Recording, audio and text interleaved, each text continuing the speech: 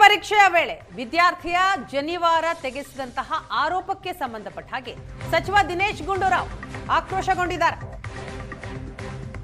ಇದನ್ನ ಖಂಡಿಸಿದ್ದಾರೆ ದಿನೇಶ್ ಗುಂಡೂರಾವ್.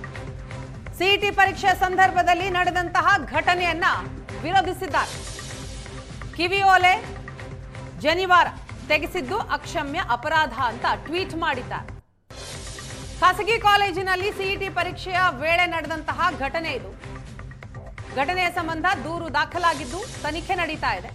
ವಿದ್ಯಾರ್ಥಿಗಳು ಪೋಷಕರು ಆತಂಕ ಪಡುವ ಅಗತ್ಯ ಇಲ್ಲ.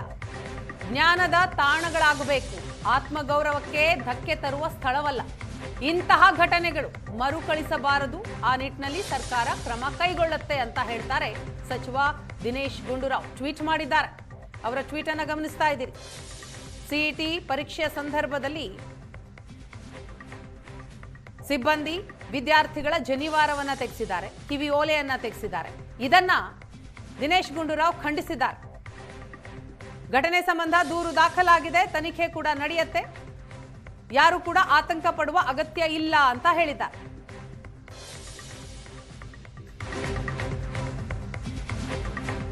ಸಿಇಟಿ ಪರೀಕ್ಷೆಯ ವೇಳೆ ವಿದ್ಯಾರ್ಥಿಗಳ ಜನಿವಾರ ತೆಗೆಸಿದಂತಹ ಆರೋಪಕ್ಕೆ ಸಂಬಂಧಪಟ್ಟ ಹಾಗೆ ಕಾಲೇಜಿಗೆ ಅಪರ ಜಿಲ್ಲಾಧಿಕಾರಿ ನೇತೃತ್ವದ ತನಿಖಾ ತಂಡ ಭೇಟಿ ನೀಡಿದೆ.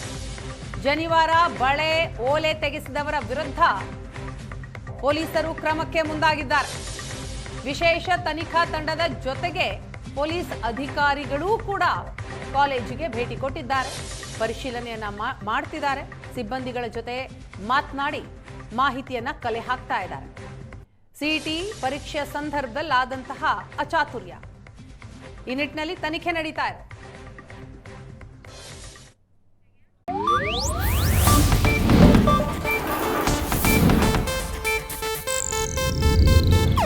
ಇದು ಏಷ್ಯಾನೆಟ್ ನ್ಯೂಸ್ ನೆಟ್ವರ್ಕ್ ಪ್ರಸ್ತುತಿ.